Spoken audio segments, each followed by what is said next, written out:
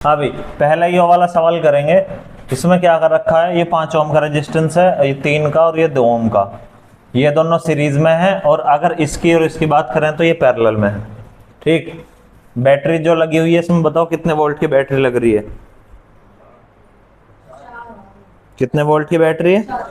4 volt की battery है, 5 ओम और 3 ओम वाला जो है। ठीक है, यहाँ पे जो है 4 वोल्ट की बैटरी है और एक इसमें एम मीटर भी लगा हुआ है। ठीक है, हाँ कुछ गड़बड़ी हो गई थी ना उसमें। तो पहले जो भी चीज अब ये देखो क्या लिखा हुआ है कि total resistance and ammeter reading. Total resistance निकालना है इसका और एम मीटर की रीडिंग निकालनी है, यानी कि करंट निकालना है। ठीक, तो पहले हम क्या करेंगे कि भाई इसको मान लिया हमने R1, इसको मान लिया R2 और इसको मान लिया R3। टोटल रेजिस्टेंस हमें निकालना है, तो हम क्या करेंगे, इसको और इसको जोड़ लें पहले। सीरीज में जो है RS equal to R2 plus R3। R2 कितना है 3, R3 कितना है 2। टोटल रेजिस्टेंस कितना हो गया 5 ओम हो गया। अब R1 कितना है हमारा 5 ओम।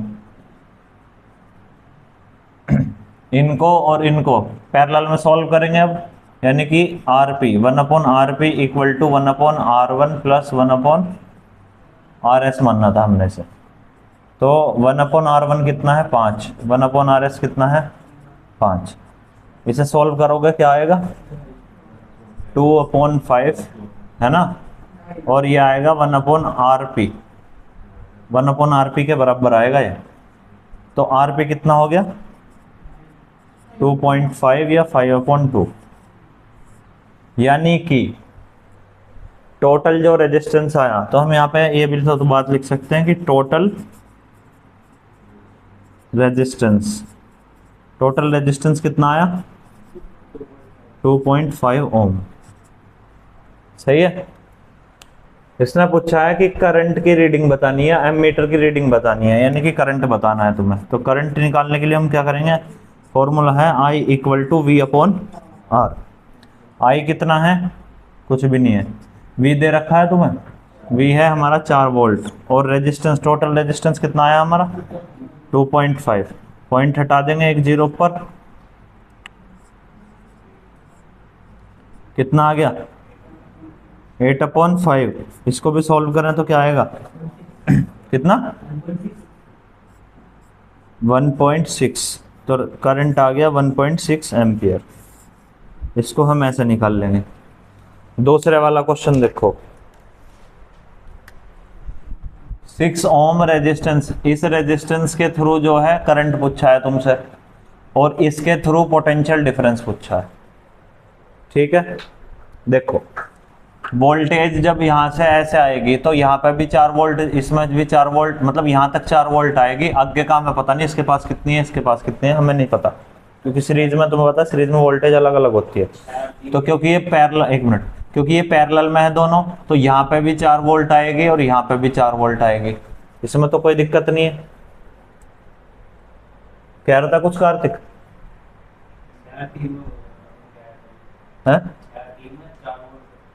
नहीं, यहाँ पे 4 वोल्ट है, इनमें नहीं पता इसमें क्या है, इसमें क्या हमें नहीं पता अभी, क्योंकि हाँ यहाँ तक इन वायर तक, यहाँ से यहाँ तक जो है यहाँ 4 वोल्ट आ रही है वोल्टेज अभी फिलहाल।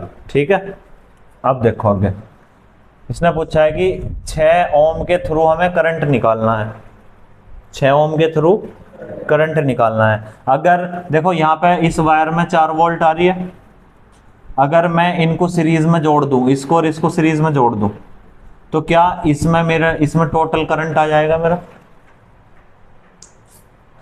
भाई ओम्स लॉ लगा के, भाई मेरे पास वोल्टेज है और मैं इन दोनों को जोड़ के मतलब टोटल करंट वो निकाल लूंगा, टोटल रेजिस्टेंस और वोल्टेज है तो करंट आ जाएगा।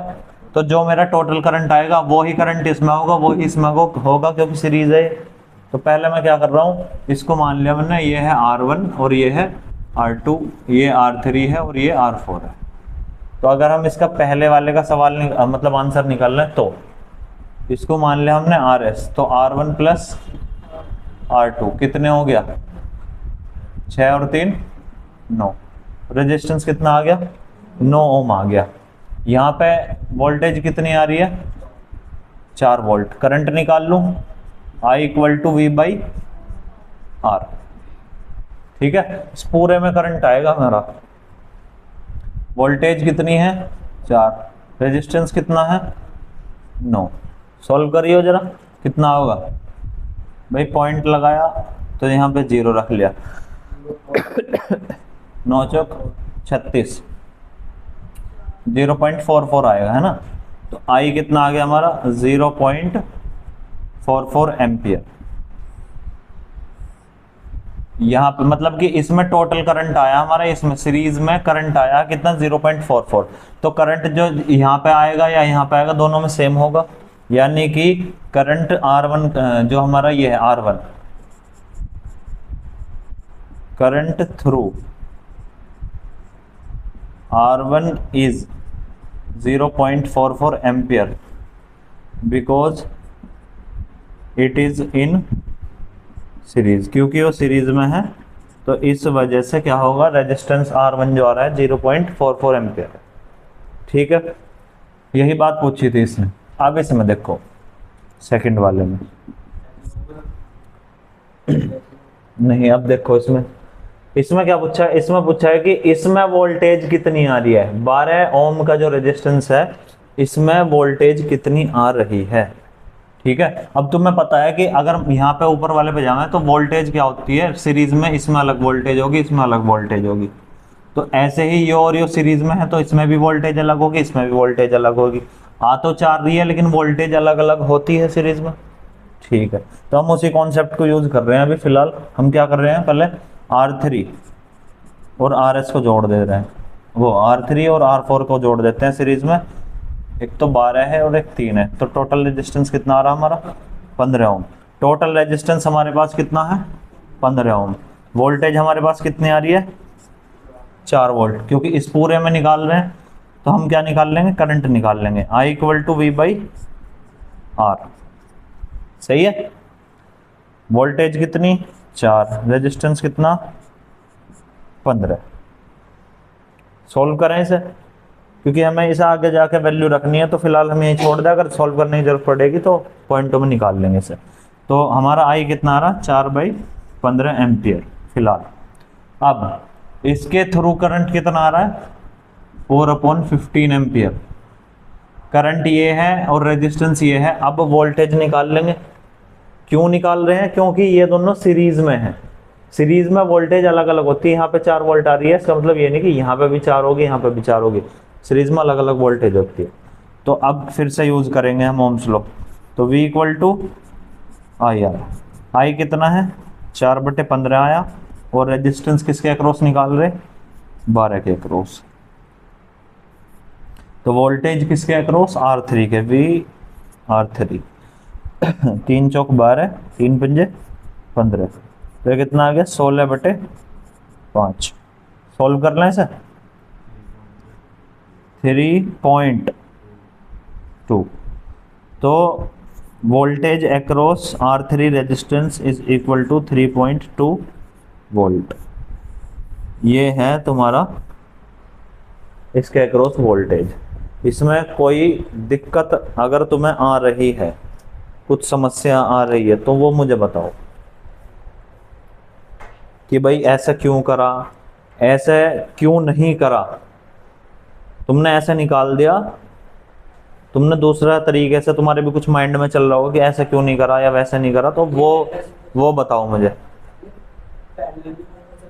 कौन से, ये वाले, ये 6 और 12 ऐसा करके नहीं हो सकते, क्योंकि पहले ये सीरीज में है, जब जाके पैरेलल में है दूसरे के। अगर एक एक होते, एक 6 यहाँ है और एक 12 है बस, तो 6 और 12 जब तो पैरेलल में है। लेकिन अब पहले ही सीरीज में है, उसके बाद है पैरेलल में। पॉइंट वैसे लगा रखे, उनसे पॉइंट से कोई फर्क नहीं पड़ने का। भाई पहले पार्ट में तुमसे करंट पूछा था कि सीरीज में करंट सेम होता है तो जो टोटल सर्किट में करंट फ्लो करेगा वो ही इसके पास है, वो ही इसके पास है। तो पहले वाले में तो हमने सिंपल लिख दिया, लेकिन दूसरे वाले में इस 12 ओम का जो रेजिस्टेंस है, इसमें पूछा है तुमसे क्या वोल्टेज पूछिए। अब वोल्टेज तो बैटरी से तो 4 वोल्ट आ रही है, लेकिन सीरीज में यहाँ पे वोल्टेज अलग होगी, यहाँ पे वोल्टेज अलग होगी। तो पहले हम सीरीज में करंट निकाल लेंगे, ठीक है। सीरीज में करंट निकाल लिया, इसके पास भी वही करंट है, इसके पास भी वही करंट है, तो इसके पास करंट कितना है 4/15 एम्पियर करंट ये रहा, और रेजिस्टेंस 12 है। तो फिर ओम्स लॉ दोबारा से लगाएंगे हम, और वोल्टेज जो हमारी है वो 3.2 वोल्ट आएगी। फिर ऐसे दिमाग में डालने की बात है इन कॉन्सेप्ट को। अगले वाले पे चलूं, कुछ सवाल कहाँ है? 40/9।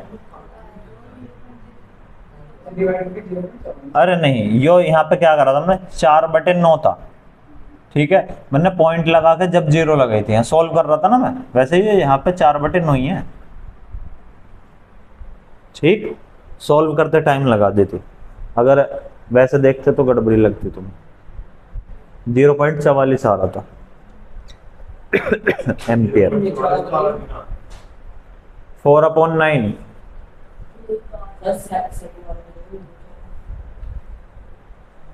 सेकंड वाला यो भाई, इसके अक्रॉस उसने पूछा है potential difference. Potential difference across 12 volt, वो 12 ओम। तो हम क्या करेंगे, पहले इसको जोड़ लेंगे सीरीज में। सीरीज में जोड़ लिया तो हमारे पास कितना आया 15 ओम। अब हम इस पूरे सर्किट के अलोंग जो है करंट निकाल लेंगे, ठीक। तो करंट क्या निकलेगा हमारा, करंट आएगा निकल के 4/15, क्योंकि हमारे पास रेजिस्टेंस 15 है और वोल्टेज जो आ रही है वो 4 वोल्ट आ रही है, ठीक। तो 4 वोल्ट और हमारा 15 रेजिस्टेंस हो गया, तो 4/15 हमारे पास करंट आ गया। अब करंट हमारे पास 4/15 आ गया और रेजिस्टेंस हमारा 12 है, तो हम क्या निकाल लेंगे इससे, वोल्टेज निकाल लेंगे। ऐसे हमने इस 4 वोल्ट को इसमें इसलिए नहीं मानना क्योंकि ये और ये सीरीज में हैं, और सीरीज में वोल्टेज अलग अलग होगी, है?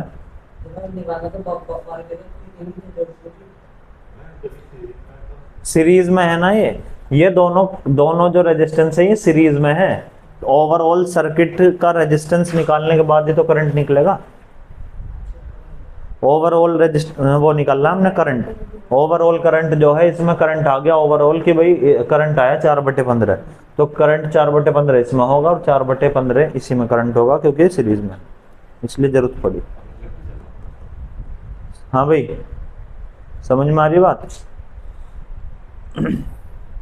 अगले वाला देखो, 5 ओम का रेजिस्टेंस ये है, ये 10 ओम का है और ये 10 ओम का है। यहाँ पे ये जो है सीरीज में है और ये दोनों रेजिस्टेंस पैरेलल में है। 5 वोल्ट की बैटरी लगी हुई है। क्या पूछ रहा है, find the current supply by the cell. ये जो सेल है, जो बैटरी है, ये कितना करंट सप्लाई कर रही है, यानी कि ओवरऑल करंट निकालना है। तो ओवरऑल करंट निकालने के लिए पहले तुम्हें रेजिस्टेंस को सॉल्व करना पड़ेगा। तो मान लिया मैंने, ये R1 है, ये R2 है और ये R3 है, ठीक। तो पहले हम क्या करेंगे, इस पैरेलल को सॉल्व कर लेंगे पहले। RP जो हमारा निकल के आएगा वो 1/RP equal to 1/R2 plus 1/R3। तो 1/RP इक्वल टू 1/R2 कितना है 10, R3 भी 10 है, तो ये कितना हो गया 2/10, यानी कि RP तुम्हारे पास कितना आएगा RP आ गया तुम्हारे पास 5 ओम, सही है। अब ये 5 ओम और ये 5 ओम ये दोनों सीरीज में हो चुके है ना, तो हम सीरीज में निकाल लेंगे कि RS equal to R1 plus RP। R1 कितना है 5 और RP भी 5 है, तो टोटल जो रेजिस्टेंस आ गया हमारे पास आ गया 10 ओम। वोल्टेज हमें कितनी दे रखी है 5 वोल्ट, ठीक है। करंट निकालना, तो I is equal to V/R। V है 5, R है 10, तो कितना आ गया 0.5 एम्पियर, ठीक है। सुनो भाई, 2 टॉपिक हैं बहुत इंपॉर्टेंट है ये भी। अनंत सीधा बैठ, वर्ड से ही समझो पहले बात को। Heating effect of electric current, electric current का हीटिंग इफेक्ट, यानी कि इलेक्ट्रिक करंट जब किसी वायर के थ्रू, किसी कंडक्टर के थ्रू फ्लो करेगा तो वो हीटिंग इफेक्ट शो करेगा, यानी कि उसमें से हीट रिलीज होगी। तुमने कोई भी अप्लायंस, अगर तुमने फोन भी अगर अपना चार्जिंग पर लगाया है तो चार्जिंग पर लगाने के बाद कुछ टाइम बाद या ज़्यादा देर तक तुमने फ़ोन लगा दिया तो वो भी गर्म हो जाता है।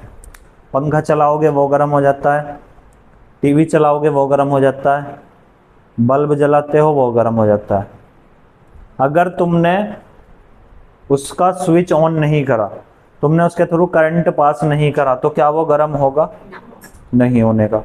तुमने स्विच ऑन करा, उसके थ्रू क्या फ्लो हुआ? करंट फ्लो हुआ। तो जब उसके थ्रू करंट फ्लो हुआ उसी के बाद तो उसमें क्या आया? हीटिंग इफेक्ट आया। तो ये जो प्रोसेस है, इसी प्रोसेस को ही हम क्या बोलते हैं? Heating effect of electric current.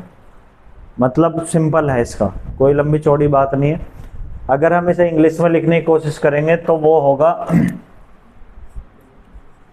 The production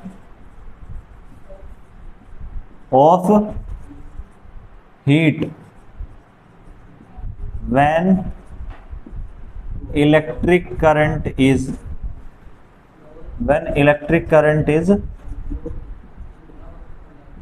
passed या फ्लो लिख लो, flows through the conductor or wire,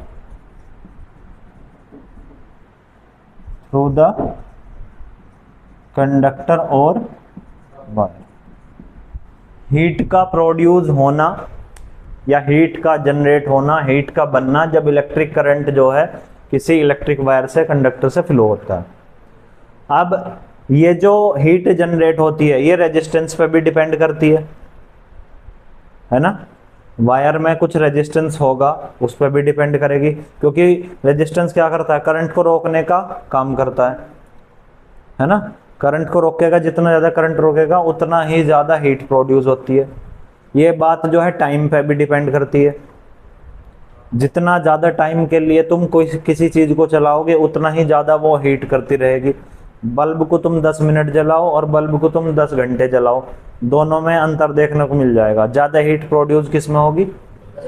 जिसको तुमने 10 घंटे या ज़्यादा टाइम तक तुमने जिस चीज़ को चलाया। ठीक है, कोई मशीन चला दी तुमने, है ना, 5 मिनट चलाई और वो 5 घंटे चला दी। या फ्रिज है, एक बार स्विच ऑन करके बंद कर दो, लगे पता ही नहीं चलने का गर्म है नहीं है, लेकिन उसे 1 घंटे 2 घंटे चलाओ और पीछे को हाथ लगा के देखो, उसके भब का फेंकता रहता है, वो हीट जनरेट होती रहती है। तो ज़्यादा समय के लिए भी अगर तुम किसी चीज़ को चलाओगे, ज़्यादा समय के लिए करंट फ्लो करोगे तो भी क्या होगा? हीट जनरेट होती है। ठीक, यहीं से फिर एक लॉ आया जिसका नाम था joules law of heating. Joule एक साइंटिस्ट का नाम था। वैसे जूल का तुम्हें मतलब भी पता होगा कि वर्क या जो एनर्जी होती है उसकी ऐसा यूनिट होती है जूल, उसी के नाम पर ऐसा यूनिट भी पड़ी थी इसकी।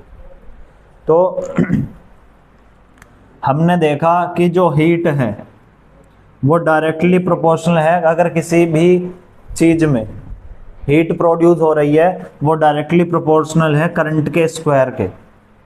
ठीक, जो हीट है वो डायरेक्टली प्रोपोर्शनल है रेजिस्टेंस के, और जो हीट है वो डायरेक्टली प्रोपोर्शनल है टाइम के। इसको हम पढ़ते हैं स्क्वायर ऑफ करंट। क्या पढ़ते हैं? स्क्वायर ऑफ करंट, करंट का स्क्वायर। इसको हम पढ़ते हैं resistance of the wire. Wire बोल दो या कंडक्टर बोल दो। और इसको पढ़ते हैं time for which current flows, जितने समय के लिए करंट फ्लो करेगा। ठीक, जितने समय के लिए क्या करेगा? करंट फ्लो करेगा। तो यहाँ से इनको कंबाइन करके हम एक चीज बना लेते हैं। एक फॉर्मूला होता है H = I² RT। इसमें डायरेक्टली प्रोपोर्शनल वगैरह का साइन हटाते हैं तो वैल्यू 1 लेते हैं उसमें। ठीक है, ये नहीं पता कि क्यों ली जाती है, लेकिन डायरेक्ट फॉर्मूला बस यही है इसका कि H = I² RT। H का मतलब है हीट प्रोड्यूस्ड, जो भी हीट प्रोड्यूस हुई है, I के स्क्वायर के, रेजिस्टेंस के और टाइम के, इनके डायरेक्टली प्रोपोर्शनल है। अगर तुमसे एक सवाल किया जाए कि तुम्हें मैक्सिमम हीट जनरेट करनी है तो तुम्हें किस चीज को बढ़ाना चाहिए, किस चीज का ज्यादा इम्पैक्ट पड़ेगा, तो करंट का सबसे ज्यादा इम्पैक्ट पड़ेगा, करंट सबसे ज्यादा इफेक्ट करेगा हीट को। करंट बढ़ाओगे तुम, मान के चलो तुमने करंट दुगना कर दिया, ठीक है, तो हीट 4 गुना हो जाएगी। रेजिस्टेंस अगर तुम 2 गुना करोगे तो जब हीट 2 गुना होगी, टाइम 2 गुना करोगे तो जब भी हीट 2 गुना होगी। सबसे ज्यादा इफेक्ट किसका देखने को मिलेगा, करंट का, क्योंकि स्क्वायर है, दुगना होते ही ये चीज 4 गुना हो जाती है। 2 का स्क्वायर 4 होगा ना, 3 का स्क्वायर करेंगे तो 9 हो जाएगा। तो सबसे ज्यादा इफेक्ट किसका मिलेगा, करंट का देखने को मिलेगा। जो हीट है, हीट भी एक टाइप की एनर्जी होती है, इसकी यूनिट क्या है, जूल, इसे जे से रिप्रेजेंट करते हैं। करंट की ऐसा यूनिट एम्पियर, रेजिस्टेंस की ऐसा यूनिट ओम, टाइम की ऐसा यूनिट सेकंड। ठीक, कोई सवाल पूछना हो तो बताओ। बहुत इंपॉर्टेंट है दोनों जो टॉपिक हैं ये, मोस्ट मोस्ट मोस्ट इंपॉर्टेंट। इससे पहले एक टॉपिक था तुम्हारा ओम्स लॉ का, वो भी बहुत इंपॉर्टेंट टॉपिक है। अगर मैं ओम्स लॉ की तुम्हारे से फिलहाल यहीं पे बात कर लूं एक बार, तो बताओ, हाथ उठाओ पहले तो, किसको पता स्टेटमेंट, किसको पता। रोहन तुझे पता है स्टेटमेंट? हाँ, मैंने क्या बात बताई थी आज स्कूल में, 3 चीजें होती हैं, एक तो फोन है, और दूसरा घर की स्थिति है, और तीसरा जो है घर वाली की स्थिति है। तो उनमें से किसी न किसी के साथ समस्या चल रही है। ओम्स लॉ क्या कहता है कि एट एनी कांस्टेंट टेम्परेचर, क्या था, at any constant temperature the current flowing through the conductor is directly proportional to the potential difference, है ना, current is directly proportional to the potential difference. ये बात थी, कांस्टेंट टेम्परेचर पर V directly proportional होगा I के, ठीक है। पोटेंशियल डिफरेंस कहाँ पे लगेगा, कंडक्टर या वायर के 2 पॉइंट के बीच में, और उसके थ्रू करंट फ्लो होने लगेगा। तुम्हें पता करंट कैसे फ्लो होता है, और फॉर्मूला क्या था इसका, V equal to I R. V का मतलब यहाँ पे, I का मतलब, R का मतलब रेजिस्टेंस। तो ओम्स लॉ ये था। इसका ग्राफ कैसा बनता है ओम्स लॉ का, स्ट्रेट लाइन या लीनियर ग्राफ बनता है। लीनियर लाइन, सीधी लाइन बनती है, स्ट्रेट लाइन, उसको लीनियर भी बोल देते हैं, ठीक है। कैसा ग्राफ होता है, VI ग्राफ है या IV ग्राफ है, VI ग्राफ होता है। उल्टा करके दे दिया जाता है IV ग्राफ करके, तो वो तो मैंने तुम्हें बात बताई रखी है। अब ये जो heating effect of electric current है, इस पर काफी सारी डिवाइसेस हमारी काम करती है, जैसे कि आयरन प्रेस, जैसे कि इलेक्ट्रिक बल्ब, जैसे कि इलेक्ट्रिक टोस्टर, है ना, टोस्ट वगैरह करने के लिए भी आते हैं। ओवन वगैरह हो गई है ना, ओवन भी लिख दो। चलो ओवन की स्पेलिंग बताओ, मुझे नहीं आती है, OVEN, चलो तुम्हें पता होगा भाई, हम तो गैस वाले चूल्हे वाले आदमी, हम तो ओवन का तो तुम्हें पता। और एक चीज और है, वाटर हीटर भी है, और एक चीज और है, बहुत मेन चीज है, हाँ, fuse, electric fuse, electric fuse, MCB भी है, हीटर भी है। इतनी पढ़ लें फिलहाल। इलेक्ट्रिक फ्यूज देखो, हम अगला एक चैप्टर और आएगा उसमें पढ़ेंगे, और समझा देता हूँ। एक गिलास रोड सी होती है, उसके यहाँ पे ये दोनों, ये और ये मेटल की कैप होती है, और इसकी मेटल कैप से यहाँ तक एक वायर जुड़ा होता है, ठीक। ये जो हमारा फ्यूज है, ये जो हमारा फ्यूज है, हाँ हाँ, इन्वर्टर में भी होता है। और अगर तुम 12 वगैरह पे जाओ, वो कटआउट बोलते हैं ना, जो कटआउट बोलते हैं वो खींच के निकालना है, वो भी फ्यूज ही में, तो उनमें एक वायर जुड़ा हुआ होता है। ऐसे करंट आता है, ये लगाया जाता है हमारा सीरीज में, फ्यूज को सीरीज में हम लगाते हैं, करंट आ रहा है ऐसे। आगे हमारा कोई भी अप्लायंस होगा, सपोज करो यहाँ पे हमने बल्ब लगा रखा है, बहुत महंगा बल्ब है है ना, सऊदी अरब से भेजा किसी ने, तो हम इसे बचाना चाह रहे हैं कि भाई सब कुछ खराब हो जाए घर का, लेकिन यूँ खराब ना होने चाहिए। तो हमने इसके अक्रॉस जो है फ्यूज लगा दिया। मान के चलो कि ये 2 एम्पियर का जो करंट है उसको झेल सकता है, 2 एम्पियर का करंट इसके थ्रू फ्लो हो सकता है जब तक ठीक ठीक है। इससे ऊपर अगर 0.1 भी ऊपर करंट गया तो ये दिक्कत आ जाएगी। तो हम यहाँ क्या करेंगे कि वही 2 एम्पियर का या उससे थोड़ा बहुत कम का यहाँ पे फ्यूज लगा लेंगे। जैसे ही इस फ्यूज के थ्रू इससे ज़्यादा करंट फ्लो होगा तो ये जो वायर है ये मेल्ट होगा, एकदम टूट जाएगा, तो गर्म होगा और टूट जाएगा, क्योंकि ज़्यादा करंट फ्लो करेगा, ज़्यादा करंट फ्लो करते हीट ज़्यादा होगा और ये मेल्ट हो जाएगा, टूट जाएगा। जैसे ही ये टूटेगा हमारा जो खास इंसान ने बल्ब भेज रखा है बच जाएगा, किसी की याद है ये, है नहीं, तो ये हमारा बल्ब बच जाएगा। तो ये जो फ्यूज है ये किस काम करता है, एक तरीके से सेफ्टी डिवाइस का काम करता है, ठीक है, सेफ्टी डिवाइस का काम करता है। और इसको हमेशा सीरीज में लगाया जाता है, सीरीज कॉम्बिनेशन में एंड टू एंड कनेक्ट करा जाता है, ठीक। आयरन क्या है जो आयरन वगैरह हमारी प्रेस वगैरह होती है उसमें हमारे एलॉय लगाए जाते हैं, ठीक है, एलॉय लगाए जाते हैं, टंगस्टन वगैरह, नाइक्रोम वगैरह। टंगस्टन किस में पाया जाता है बताओ? बल्ब में होता है टंगस्टन।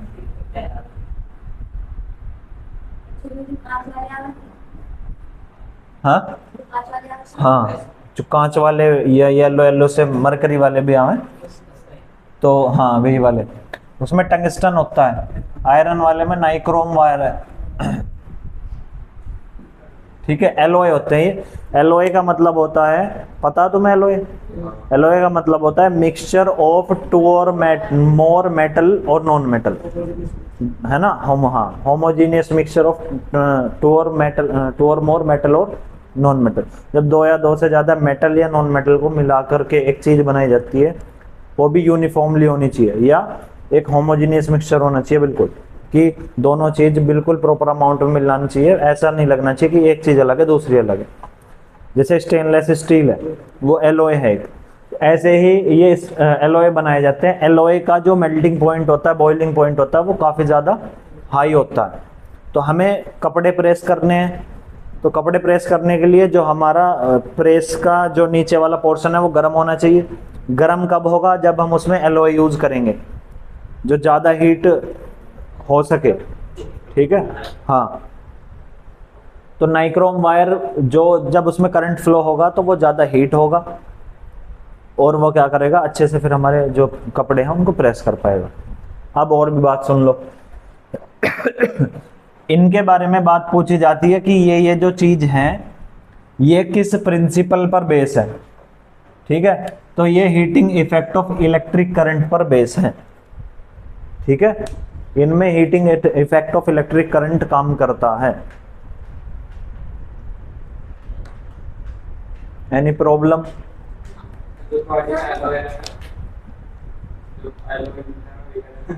वे भी येलो है? नहीं, वो भी वही येलो है। हाँ? अच्छे लगे हैं, मजबूती रहे, एलोए की मजबूती रहे। स्टेनलेस स्टील है जैसे, कितनी प्यारी लगे। हाँ हाँ भाई, लोहे की ग्रिल लगवाओ तुम, स्टील इसकी लगाओ, स्टेनलेस स्टील की, कितनी बढ़िया लगे, चमक मारे, शिकल भी देख सके आदमी, है यार। फिर महंगी ना पड़ जाएगी वो, एलोए कितने महंगे हुए हैं। अब तो क्या भाई, अब ऐसा होता है कि इलेक्ट्रिसिटी का सबसे बेस्ट कंडक्टर सिल्वर है। सिल्वर सबसे बेस्ट कंडक्टर है, लेकिन सिल्वर को हम लगवाते नहीं है क्योंकि वो महंगा है ना। हम कॉपर लगवा ले, कॉपर भी ना लगवाते तो क्या लगवा के रहेंगे। वैसे कॉपर की वायरिंग होती है ना।